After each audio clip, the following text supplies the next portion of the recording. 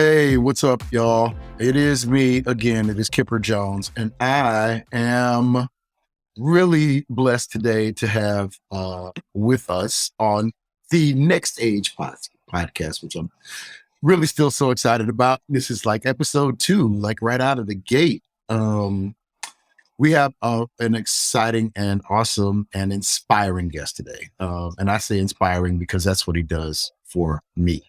And yes, he.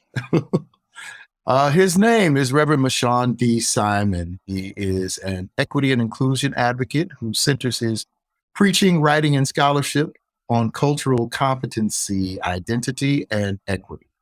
Currently, the Metro Atlanta native is the marketing and public relations manager for the Alliance Theater, a contributing writer for The Reckoning online magazine, and co-host of Before 9, the podcast.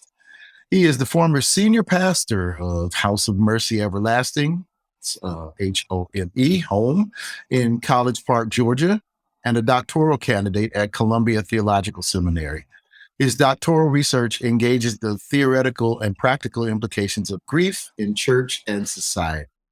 An award-winning journalist, Mashaun has written for NBC News, the Atlanta Journal-Constitution, Black Enterprise, Bloomberg News, Ebony Magazine, and Essence Magazine, among others. In addition to his writing, Mashaun has created and managed cultural competency and affirmative action programming and training. He holds a professional writing degree from Georgia Perimeter College, a Bachelor of Science in Communications from Kennesaw State University, and a Master of Divinity from Emory University's Candler School of Theology. Ladies and gentlemen, and on top of all of that, he's like my friend. So this is a pleasure to have him here with us. Ladies and gentlemen, Reverend Mashaun D. Simon. Hello. You're so silly. Thank you. Hey, look, listen. You talk about inspiration. You are an inspiration to me. I am humbled and honored to know you. I do consider you a friend and a brother. I was recently listening to one of my favorite podcasts, and I always get excited when this happens. And they reference the Kipper Jones, and I was like, I know him. So I am excited to be here as your second guest, especially. I am especially humbled to be here. So thank you so much. Well, it is my absolute pleasure, as they say at Chick-fil-A.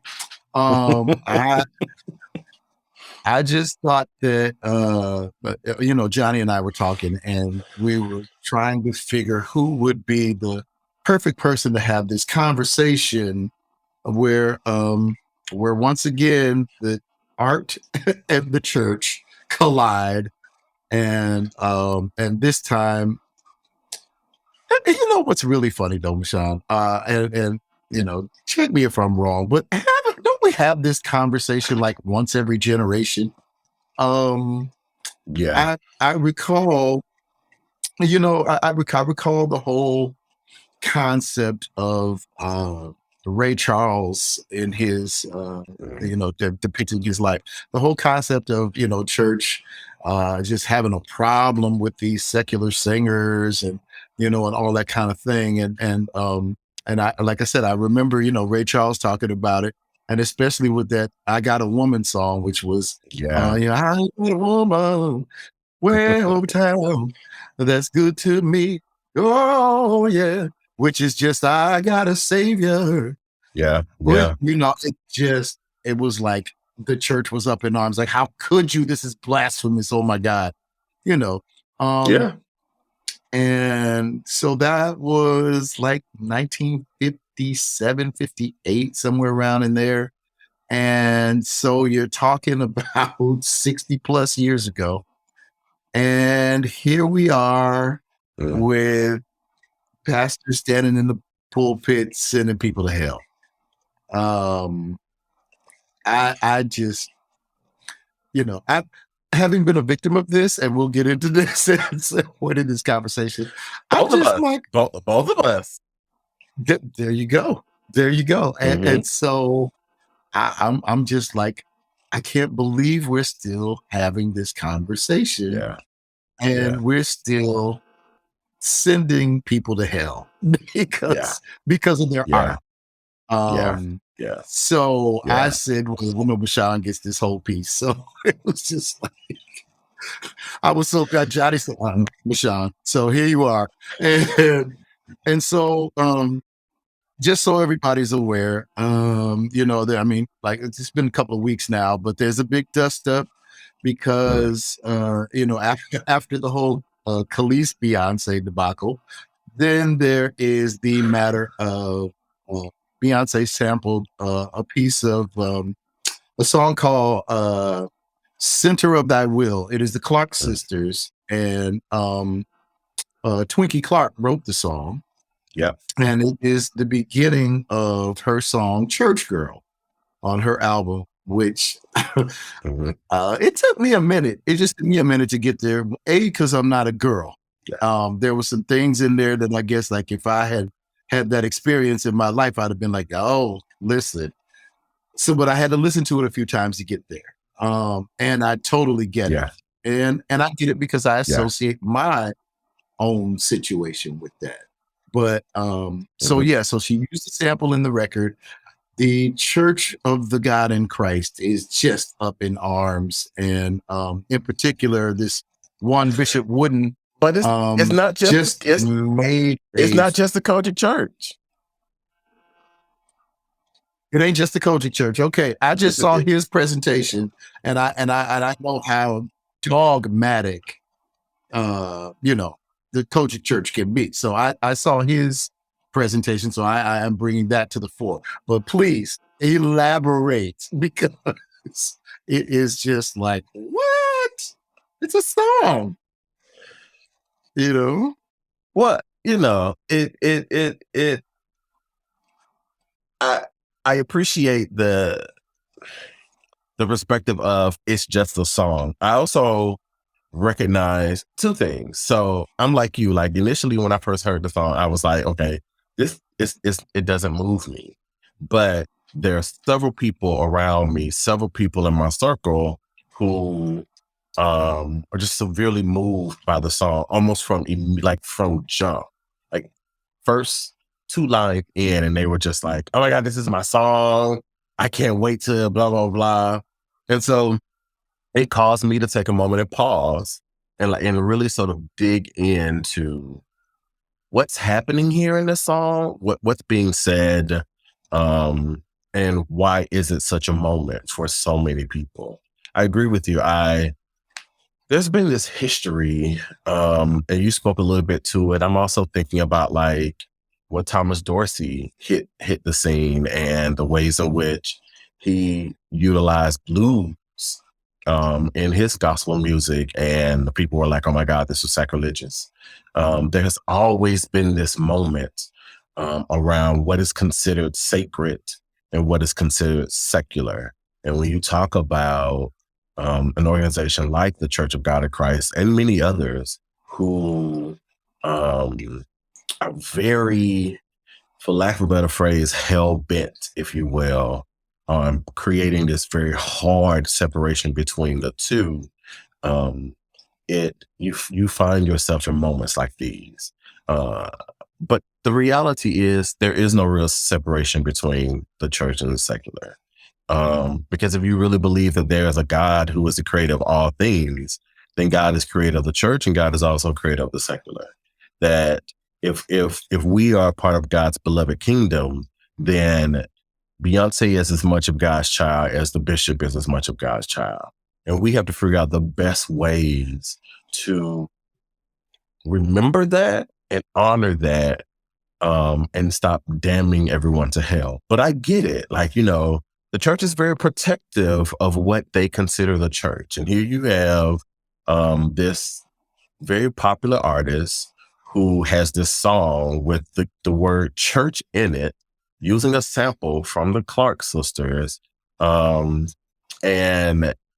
not even halfway through the song, it's a twerk spot. Like, I mean, it catches you off guard. It's sort of like, whoa, wait a minute. Because look at the words. Like, I've been up, I've been down. Feel like I move mountains. Got friends that cry fountains. That's really strong. And then a couple verses down, it's drop it like a thought. Okay, wait. How did we get here? How did we get here? So I can understand the ways in which some people react, because it's what's the word I'm looking for? Not daunting, but it catches you off guard. Yeah, it I is wouldn't even say certainly provocative. no. I wouldn't say provocative, because I don't think there's anything provocative about it. I just think it's different, because we keep these separations between the two. But the reality is, this song is very real. It's real. It's extremely real. I think that, and to your point, it's very linear. I mean, the whole situation between secular and sacred and whatever else you would like to throw into that avenue. But I mean, it's, Quincy Jones tends to say that we have 12 notes. What you gonna do?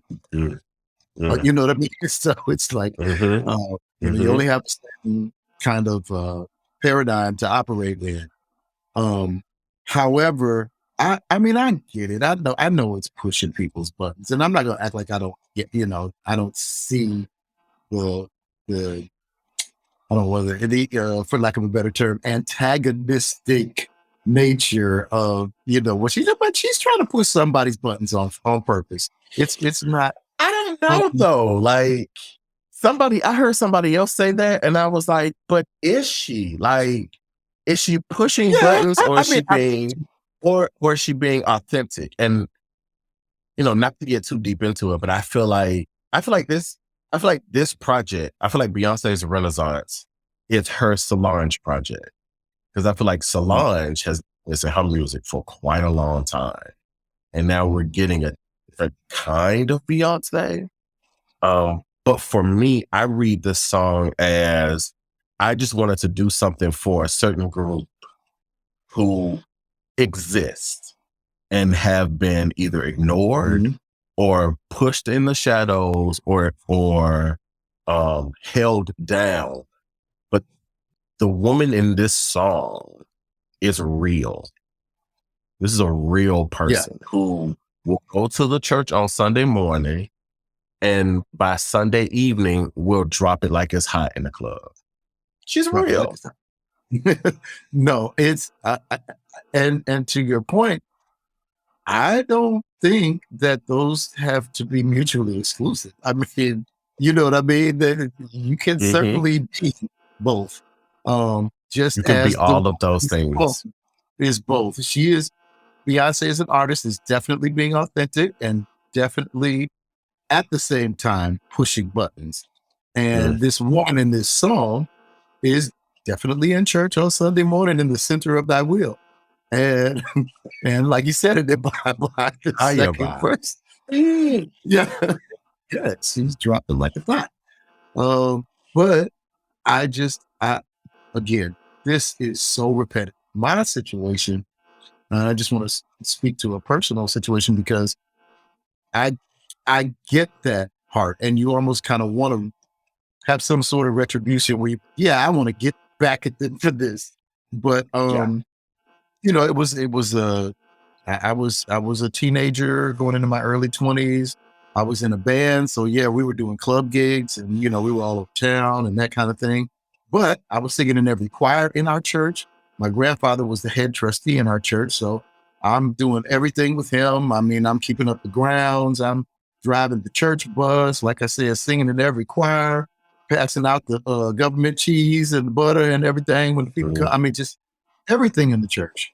And and there was a situation where it was a Bible study. I didn't attend it, but I was at the time living with my pastor's brother, Alfred Hardy. God bless his soul. He just passed this year. And someone stood up at the Bible study. Not just someone, but Mother Brown stood up. She's gone, and I'll say her name. But But she stood up and said, Pastor, some of us are having a problem with these nightclub singers singing in our church. And my pastor's brother, who was my roommate at the time, stood up and was like, well, who are you talking about? I mean, what's your deal? Why are you even going? I mean, he like lit into her. And my pastor was like, no, Alfred, just stand down, And he tried to explain to her, listen, there are all kinds of people. This is a church. This is all kinds of people in here. But that one there, he grew up in this church. I mean, what is your deal? But it was that same sanctimonious, how dare he do that on Saturday and then come his bloodshot eyes up in here on Sunday morning and shout us all, And that's precisely what was going on. Well, later that week, my grandmother got wind of what happened. And I will never forget us being in the living room. She and my grandfather and I, we used to, they were huge sports fans and especially baseball, Dodger fans. We grew up in LA. And so my granddaddy's laying on the sofa. My grandmother's in her little chair with her little princess phone. And I'm in the other chair. We're listening to Vin Scully, God rest his soul, who just passed last week or so. Listening to him on the radio and watching the game on television. That's how we did baseball. And all of a sudden, my grandmother, she picks up her phone and she's just dialing. And she says, hey, Mother Brown. Hi, this is Maybelle Jones. Yes. How you doing? Good. Listen, bitch, don't you ever try to scare me from church. Where are your kids? Not the junkie, the one that's in prison, the other one. And I was like, my God, my grandfather, I looked at each other like, you just sucked all the air out the room. Because my grandmother, come on, man, she was a saint. She didn't curse. And so, I mean, she went off on this lady and then closed by saying, okay, yes, ma'am, I'll see you Sunday. All right, bye-bye. And hung up a little princess phone and went right back to watching the game. My grandfather literally rolled off the sofa onto the floor, just died laughing. Oh my God. So many of us could have used a grandmother like yours. So many of us could have used a grandmother like yours. Hear you tell that story, like it's interesting. Like, I am surrounded by people who grew up in the church. I didn't exactly grow up in the church. And there's a part of me that appreciates that. Like, there's a benefit to having some level of disconnect. Like, I didn't spend my formative years. My family is deeply rooted in the African Methodist Episcopal Church. Like, my great aunt is like a founding secretary of a church. Like, it goes deep. But I didn't really start going to that church until I was like 12 or 13 years old. And when I was about 15 or 16, I started my come out process and had written about what it meant for me to come to grips with who I was and how I am in the world. And it got back to people in the church. And this was the same church where maybe a couple years before that, there was a pastor who it was suspected that he was gay. And as a result, they got rid of him. Like, he did not spend more than 2 years at that church. So when I came out, they were like, I don't really believe. One woman came to me and she was like, I don't really believe this is who you say you are. I think you're just trying to do this to get back at your parents. And I was like, what do I have to get back at my parents for? Like, at that time I was a really good kid. I had lost a brother to complications from AIDS a couple years before. I wasn't really rebellious, so there was no reason for me to get back at my parents. And what that taught me was, for most Black religious folk, their soul salvation is all that really matters to them in the world. Like, where they go when they die is of the utmost importance. And so they live a lifetime trying to allegedly live as right and as perfect as they can, so that when it comes their time, they are guaranteed a place in heaven. And they want the same for the people that they care about and they love. And so I think sometimes that is at the root of some of the drama and church hurt that a lot of us experience, because of the fear that when it comes our time, we're not going to end up in heaven with them.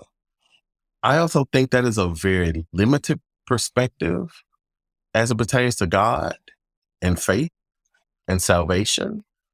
And as someone who has been to seminary, studied the history of this religion, and engaged faith as closely as I possibly could from an academic sense, I also think that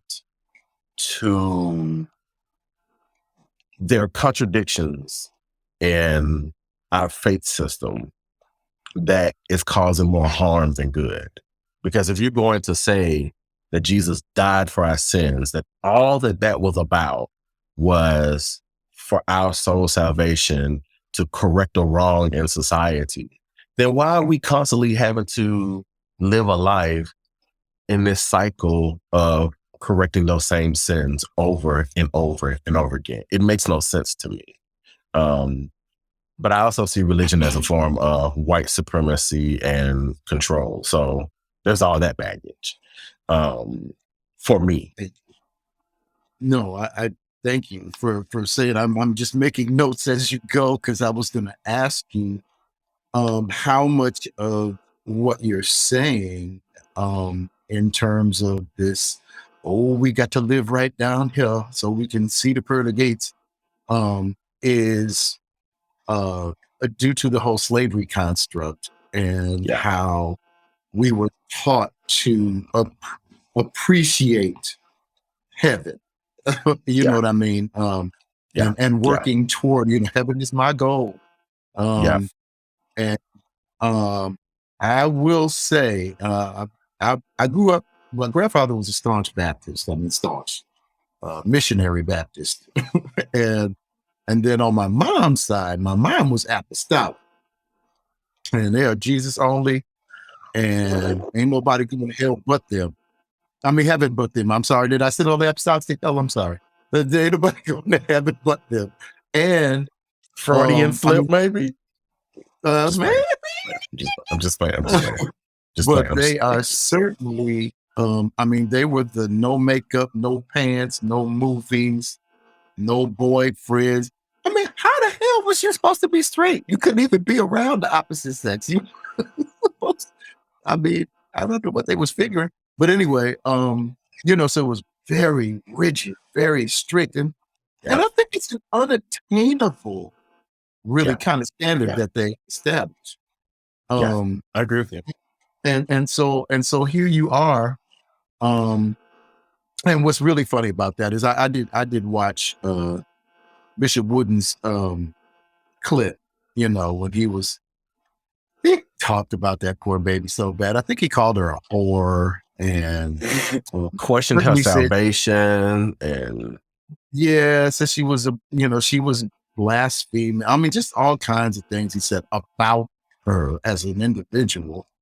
But it's just like, if she went to his church and she was a tithing member, he would have nothing to say.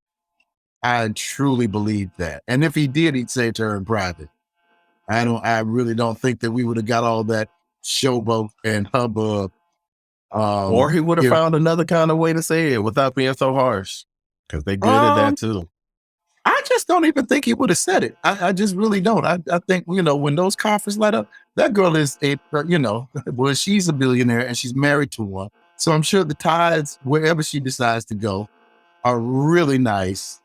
And I'm sure that whatever pastor that is, ain't had nothing to say about that song or any other one. And so, it just, the church as a business too. It's just really interesting that anybody would do anything like that, because you're not just turning her off. I mean, okay, that's one person, but when you understand the popularity of that one person, and let's get into it. There's a whole lot of young folks that'll listen to her before they'll listen to him. Yep. And that's why I think this song is so. That's part of it. I was having this conversation with some other friends when I was saying to them that what is disheartening for me is, one, the way in which someone would get in a pulpit who professes to be a representative of God and God's mouthpiece, to then get up in a pulpit and talk so incredibly negative about, again, another one of God's beloved children. Like, to the gall of that and the contradictions of that. And to then say that you have the right and the authority to do that. Like, if that's what it means to be called, then I don't want it. I just don't. But the second part is, I'm doing a lot of work and research right now. Like, as my bio says, I'm doing a doctoral work around grief and personal theology. But I'm also interested in doing work around the parallels between the Black church and queer ballroom culture.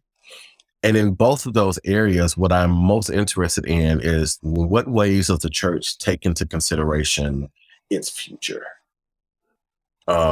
Because in order for a ministry to survive, it needs butts in the pews. And if we spend so much time damning people to hell, especially with this upcoming generation, then I don't know how much longer our institutions are going to survive. Because the reality is, Beyoncé is doing more in the lyrics of Church Girl than this pastor was doing in that 15, 20, 30 hour-long sermons that he was doing. She was doing more to, one, see a people, recognize a people, give voice to a people, give them space to be able to say, I see you, you are worth it, and you have the freedom to do the things that you need to do for your soul's salvation and your happiness and your peace and your joy. She did more in that one song than this bishop, preacher, whoever did in that one sermon. She uplifted in a way that I think a lot of our churches are failing to do today. To your point, I really believe that this generation of, and I will say this generation of believers is far more into authenticity than they are into dogma. And so they are gleaning on the things that are real and the things that they can definitely tangibly touch and hold on to. And those things that they've been told in the gospel of traditionalism, you're going to hell if you this and that and all that kind of stuff. They don't want to hear that. And they are fleeing these edifices in record numbers because nobody wants to be around that right now. And that's one thing that I do appreciate about them. I might not be a huge fan of the music and all of that gospel music presents right now and that kind of thing. But I will say I am a huge fan of the new thought. These thought leaders, these Pastor Mike and these kids and that are going around and really understanding people and appreciating God's people. Like you were saying that that she by doing this, she's doing more for probably doing more for the church than this bishop is. However, what she is doing is starting this conversation. And that can only be good because I mean, let's talk about it. Let's figure this thing out. And why is it that, I wish somebody could, that this bishop maybe could sit down in a panel or something and say, so why is it that the Jesus who said that he came to save the world and not condemn the world, and you're sending people to hell over him. I mean, are you superseding his authority? I mean, what is it that you're doing? And what part of that? Yeah, So this conversation, period. I just think it's good to have. I appreciate you saying that. I appreciate you talking. I appreciate you especially lifting up this ideal of what Jesus came to do.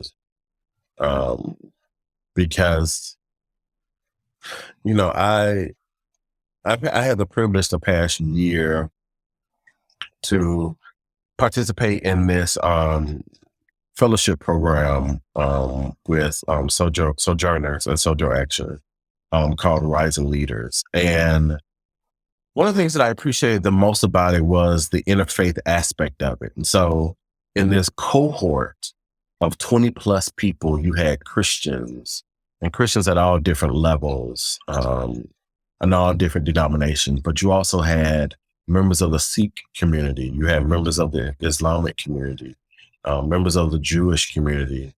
And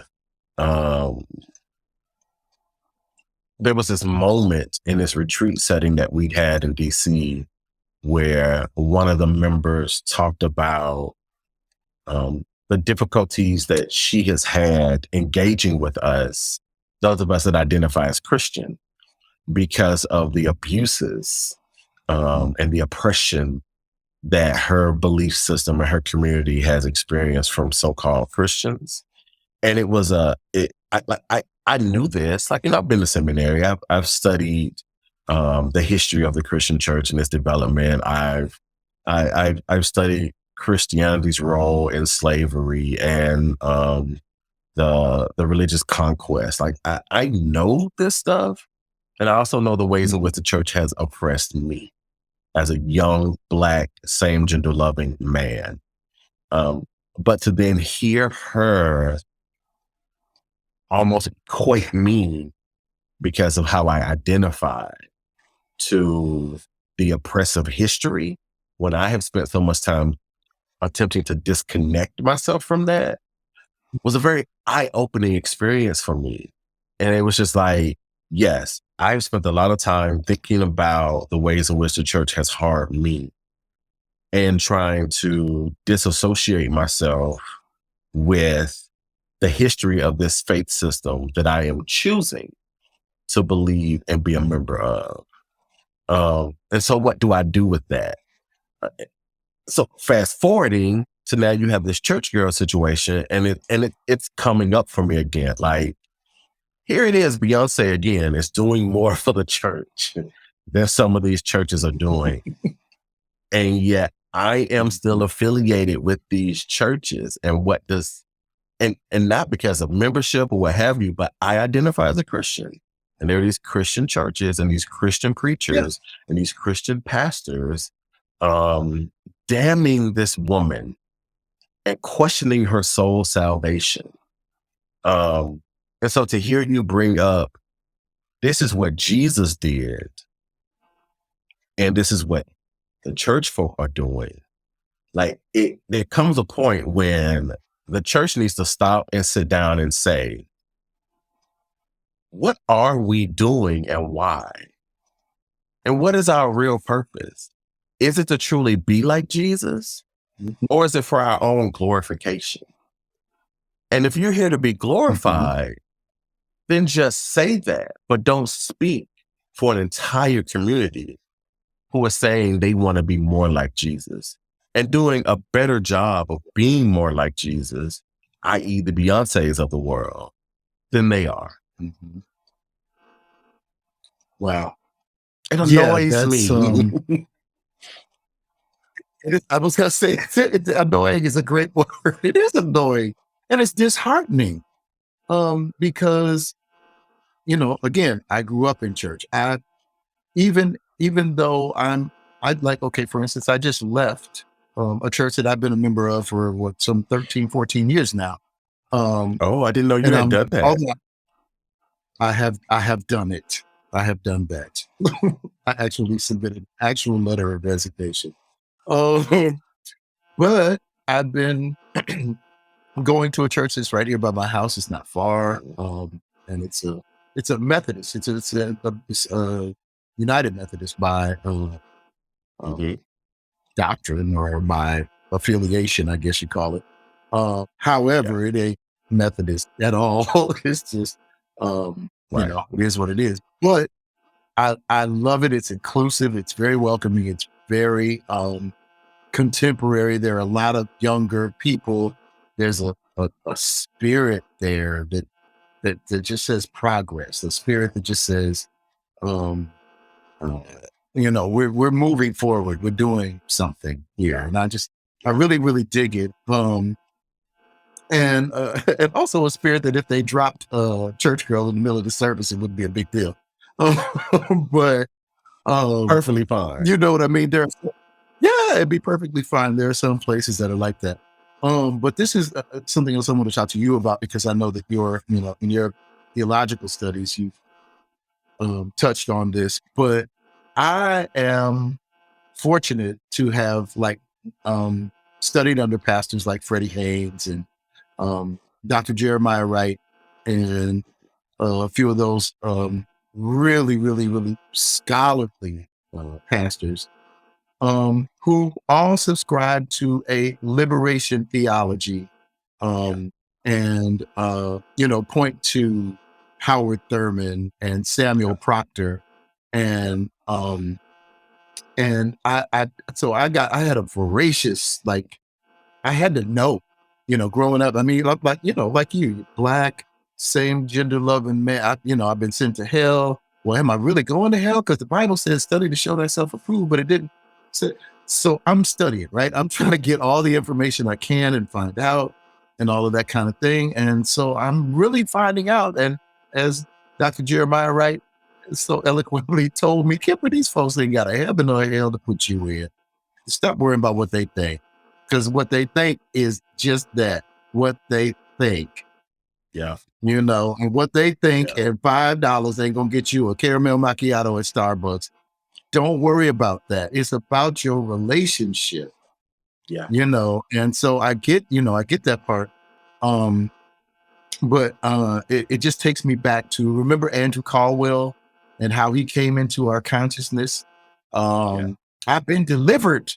He ran down because they were at the convocation again, I think, or something that, and, the preacher had berated, belittled, and begayed everybody. And the poor child ran down there just, I've been delivered. And I thought, we all made jokes about it. And I thought it was just the funniest thing I ever saw. And my friend Samuel Brown, God rest his soul, he sent me a message. He said, Kipper, that is not funny. That's not funny. And I need you to think about it. Yeah. Why is that little boy running down there like that? And I was like, oh my God, because he wants to belong so bad that he shamed himself in front of everyone, in front of all those people and the world, because he just wants to belong to this organization that's beating him up and calling him names. That man, that Superintendent Carter, that day said, I hope you bleed like a woman. I hope you get the monthly of a woman, he said. And that little boy ran down there. I've been delivered. I don't want men's no more. I just want women. I'm like, oh my God, what are you doing, baby? What are you doing? Don't know. I mean, you you're didn't really know. But that's the power that church can hold over you. And that's just, oh my God, that's horrible. Yeah. It it's interesting you bring that up because I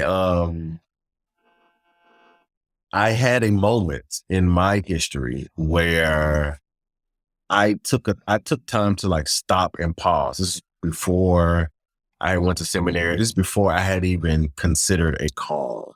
And what I realized was there was a lot of noise coming at me about who I was and what I was doing. And, if God appreciated or God supported it or approved or what have you.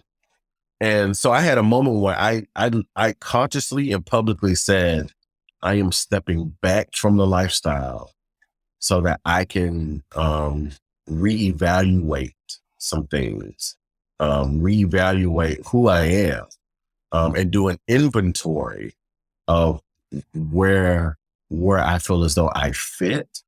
And there were a lot of people who heard me say that and thought I was saying I wasn't going to be gay anymore. And I was like, that's not what I was saying. Like I was not saying that I wasn't going to be gay anymore. What I was saying was I needed to reevaluate some things because I had some very real questions. And one of the questions I had was, if God is so against me being this way, if God is so against this part of me that feels very ingrained in me, why would God give it to me? Why would God do this?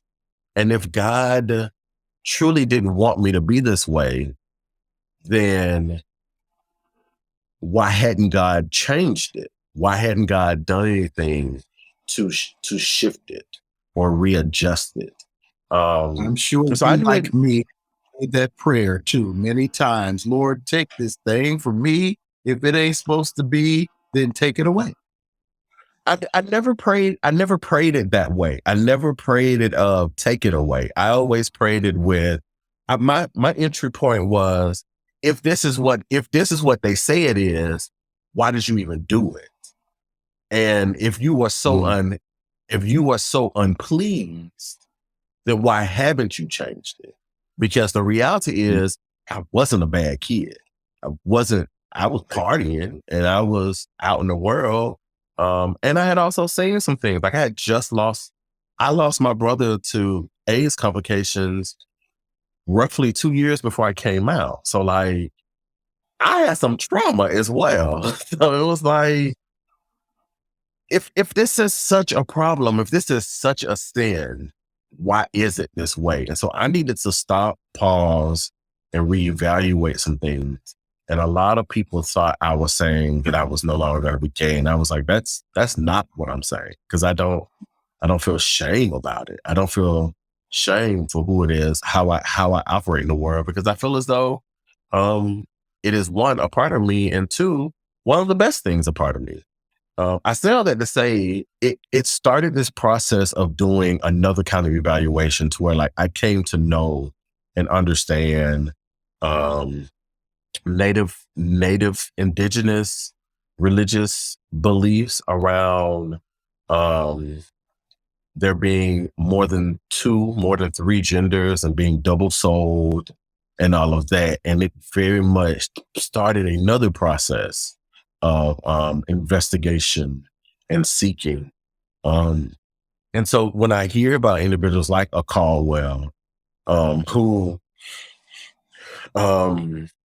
make these determinations because they, either want to be seen or want to be welcomed or want to be loved, it makes me think about my own process. I think the only difference is I had the privilege of access and education in a different kind of way than some other people have. But then too, I've also had the privilege of consciousness and awareness. Like, I'll ask a question and I'll question a thing. And that has always been the one thing that has been at my core and has always gotten me in trouble too. Because when the church was telling me that they didn't believe that I was truly trying to do this thing and that I was just trying to get back at the people. And I was like, no, because what you've been telling me is that Jesus loves me to always come as I am. And so what you're talking to me right now, it does not line up with what you've been telling me since forever. But everybody doesn't have that privilege. And I don't think the Caldwells of the world, one, have the courage, but two, have never been given the power or the ability to question, to push back, and to seek in a different kind of way that is healthy and life-giving for them. I think, what is that line in the church about don't you question God? And, so I think some of us confuse that with you can't have any questions for God. Yeah. You know what I'm saying? It's like, yeah. I'm not, I don't think it's questioning God to say, hey, God, why am I like this? You know what I mean? Or I don't think that questioning God, that's not saying like, you messed up. No, I'm not accusing. I'm not doing any of that. To ask the question, what is this and why me? And why, I got a lot of questions, And sometimes I think it is okay sometimes it's okay to throw accusations at God. If what we believe about God is that God is the big, bad, all-powerful, all-knowing, yelling at God, fussing at God, and saying, God, you messed up, fix it. I don't think God is as sensitive as we are. And I don't think that it results in God being like, excuse me? No, I think if you have true and authentic relationship with God, I think you should be able to. You should be able to sit back and say, this ain't right. You need to do something about Right. I don't know if I've ever been that accusatory. However, I have no problem saying, okay, what part of the game is this? What, I can't figure this out. It makes no sense. Yeah. I need some answers, and I know you got them. So help me out. You know what I mean? I mean, that kind of thing. But and I think that's okay. I mean, does it? Is somewhere in that book it says prove me, right? Yeah. And that to me means, how do you do that unless you ask, unless you interrogate, unless you unless you really get in that thing? I mean, that's how you do with people, right? You prove people by their metal, and so that's my thing. I'm just worried that because I've seen how people get so turned off to the church, and they want to be believers. They still want to believe, but the church in all its dogma and all of its rigid, just aspersions, just sends people away. I think there's a conversation to be had with some of these higher ups, maybe, and I keep pointing at the Church of God in Christ because I know these people. I love them. They're my people. And it breaks my heart that they're still doing this. But I will say, I agree with you, but I will also say that there are safe space churches. There are churches like you talk about the church that you are now attending, which I know that church, and I know that is a space that is doing a different kind of work that lines up with what I believe Beyoncé is doing in this song. It's seeing people, giving them permission to be authentically and giving them life. So I think there are, I don't want to end this conversation acting like those spaces do not exist, because they do. And the church I used to lead was one of those spaces. But we know several pastors of several organizations, several ministries, several churches that are doing that work. Unfortunately, we end up hearing about and seeing the ones who are doing the damage more than we hear about and see the ones that are actually doing true and authentic, what I consider to be true and authentic, life-giving ministry. So I just want to make sure that was lifted up before we ended the conversation, because I want people to be in your comments and in your emails like, well, Kipper, my church, and I'm like, no, they do exist. They do exist. They do exist. They're wonderful ministers, like the woman I love and adore, Bishop Yvette Flunder.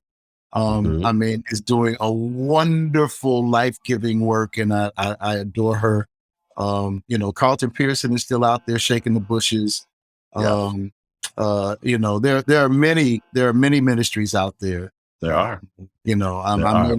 Kevin Taylor. Names are escaping me, but I mean, I say Mashaun Simon. I'm doing a different kind of work. I'm doing a different kind of work. It's a different work, but it is still the work of God, and I understand and I appreciate it. And I also want to lift up that, I think it is time that we get away from this mindset that the work of God can only happen in churches and can only happen within the four walls of the church. Because I've said it several times, I feel like church girl is doing ministry work. And there are some people who will never walk in a church, but because of this song, it will strengthen their relationship with themselves and with God. And so I think the church also needs to understand that there are other ways that ministry can happen, other ways of being in a relationship, of being connected to God, that does not just have to happen in a church building. That fellowship is good. That fellowship is healthy. That fellowship is necessary. But there are other ways in which people create community, connect with God, that we need to learn how to honor and respect. Yeah, you know how I feel about the benefit of assembling ourselves together. That is a big deal for me. But by the same token, like you said, man, this young lady has done more ministry with this one song than than probably we've seen in years and by a bunch of people and a bunch of men. This woman has. This is ministry. It is absolute ministry, and call it what you want. Now, I'm sure people are probably going to beat me up for saying that, but for me, it is, because we are gathered and talking about God, talking about the church, talking about ministry, and talking about bringing people to God, bringing people to the church. It is ministry. Yeah. It is. Call it what you want. I'm sure everything out of Jesus's mouth was not some holy scriptural thing. We know about them, when they turned over the tables in the temple and all that kind of stuff. You don't do that in silence. Not like he ran in the temple and no. Somebody was a couple of months, listen, there was some words said. Let's just say that. There was some words said. And lots of words. Right. And so, I think, again, we just have these aspersions that we put on each other. And I think that some of them are unattainable. Holiness is right. Okay, I get it. But holiness in the godliness sense of it is also unattainable. You can't live like that. You can't, I can't, it ain't possible. And if you try, we're going to read about it in the news because it's going to be ugly when it all shows up. Let's just real about it. And I appreciate what she has done from a point of authenticity and just laying it bare. Like I said, I know we've been in this moment before with the Ray Charleses and the Sam Cookes and the Aretha Franklins and, and then these days, the Fantasias. I mean, people who really, are just church kids who brought their church into the mainstream. And I'm proud of Beyonce. That's a chance that a lot of artists just don't want to take anyway, because, I don't want to get no blowback.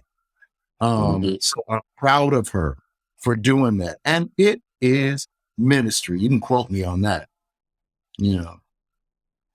Amen. Yeah. I agree with you. Yes, sir. Well, Mashaun D. Simon, I absolutely love you and I appreciate you for coming on. I love you. I let the record show. I am humbled and honored to know you, to be affiliated with you, to be in the same spaces with you. I think you are an amazing individual with an amazing story and an amazing heart and an amazing spirit. And so I am humbled, and you and Johnny know, anytime one of y'all call and say, I need you to do, or I need you, how do we make it work? That's just, well, I got you. I can appreciate that. And I'm just glad I'm so glad we had this time together. Yes. But, Mashaun D. Simon, thank you for hanging out with us on Next Age. And y'all got something to say to Mashaun D. Simon? Where do they send it to, Mashaun D. Simon? Mashaun D. Simon at Mashaun D. Simon. They can find me at MashaunDSimon.com.